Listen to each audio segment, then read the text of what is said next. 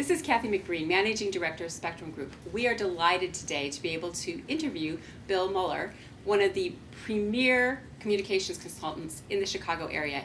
Bill has been a local broadcaster for many years, has won many awards in his career, and we're really delighted to have the time to talk to him today. So in the workplace, what do you see as the most common things that people are doing wrong and that they can easily fix? What would you recommend? In terms of just general communication Just general, principles? like meetings, internal I'd meetings.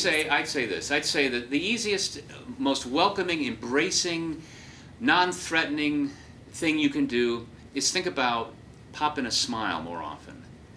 There's a guy, I can't remember his name, but he's done a lot of research on smiles, and he says we can recognize them 30 meters away, was his quote, because he's from Canada or some other country, and that the smile actually triggers endorphins in our head, the smiler, and it helps in the same way with the smiley. It's not a word, but with the person who's looking at you smiling.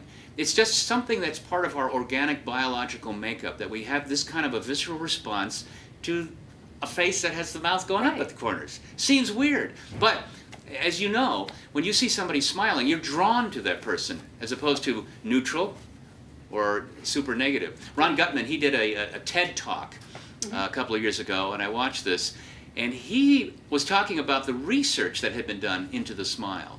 And they went back and they looked at baseball cards and yearbooks over the decades, and they put together a profile, and they found that the people who didn't have a smile but were more kind of frowning looking, they had a fixed lifespan of, I don't remember what, but it was, say, 68 years. Somebody who had a modest smile to neutral had an average 72-year lifespan. But the person who really had a great embracing smile had, again, I don't know the actual numbers, but it was like 78-year lifespan.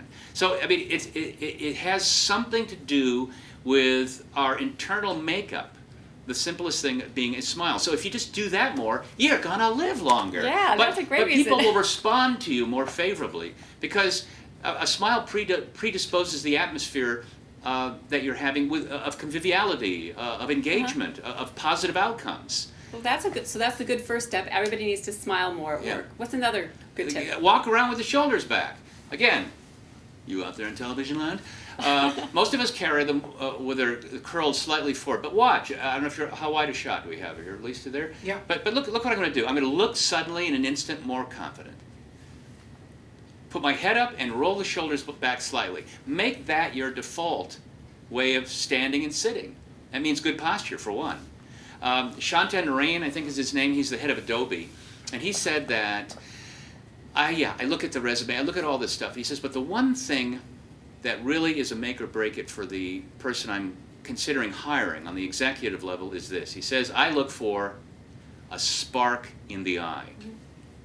That's passion, that's enthusiasm. It's not puppy dog, I want to work for you, I want to work for you, please hire me. But it's thoughtful listening, it's engagement, it is enthusiasm. And that is such an infectious quality, and that comes with a smile.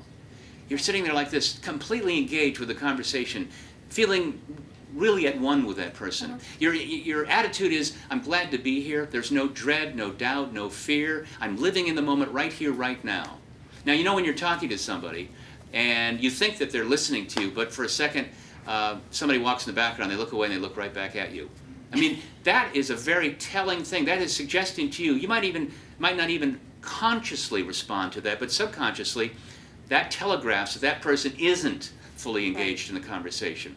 But when you have a smile on and have that look of having the spark in the eye, you are living in the moment right now, giving your full attention to the person or the group or the audience that you're talking to, and they respond very favorably to that. So I talked about the smile being important, the look of confidence, and then that enthusiastic quality of living in the moment and being pumped up about whatever it is you're talking. Now I'm a radio talk show host, so I just keep talking, and I can do that, but I think I'll be polite, I have plenty more to say, and let you say something. So pretend you're in a room of, say, 12 people around a conference room table, and you want to be the person that stands out or that people are listening to. Is there any particular tip or And anything that you would tell the people in that room. Okay, or so anybody in that everybody's room. seated, you're saying? Everybody's Nobody's seated at a big standing? table, nobody's standing. So Yeah. how do you make yourself be the best communicator in that room? Well, what you want to do is, it's mainly using your voice in that context. And that would be to have a bright, articulate sound to your voice. Again, something I changed in my own behavior. I talked like this for a long time, just kind of lazy, flat, and like this is how most people talk, slightly nasally. But I changed it so that my default way of speaking now, which is the way I'm always talking, has a crispness to it. It's well articulated, Right. and it has vocal range. It has dynamic range, which is loudness, softness. It reflects my vocal personality, which is the way I sound when I'm talking to my wife or talking to a neighbor over the fence. You know, how about in your life? When we're in a professional business setting, we seem to put on what we think is the serious demeanor that is appropriate for that setting, Right. that it's serious and you get awkward and stiff, somewhat uncomfortable, because you think, my gosh, this is how business people talk. But it's the person who speaks with these other qualities that I was talking about who does stand out. If I sound like this, okay, well, I think that we should look at the Q3 report and probably reevaluate some of those numbers and then possibly change our strategy going forward. That doesn't have any impact. But if you say that same thing, I can't remember exactly what I said. Well, my view is, first we got to look at the Q3 numbers. Now, they were okay, but I really think they can get better. What we need to do is take a look at what our strategy is. And then maybe going forward, we'll see a completely different outcome. Now that had much more impact. I was losing pause for impact. I was speaking with articulation. I was reflecting those qualities of enthusiasm and confidence and having that spark in the eye that Shanta Narain of Adobe was saying is so important when you hire somebody. It's also important in a meeting context, in any kind of encounter you have with somebody. Does that make sense? Absolutely. Well, thank you so much for coming, and we will probably get back to you in the future for more ideas and tips about how to communicate more effectively. All right, Kathy, thanks so much. Thanks.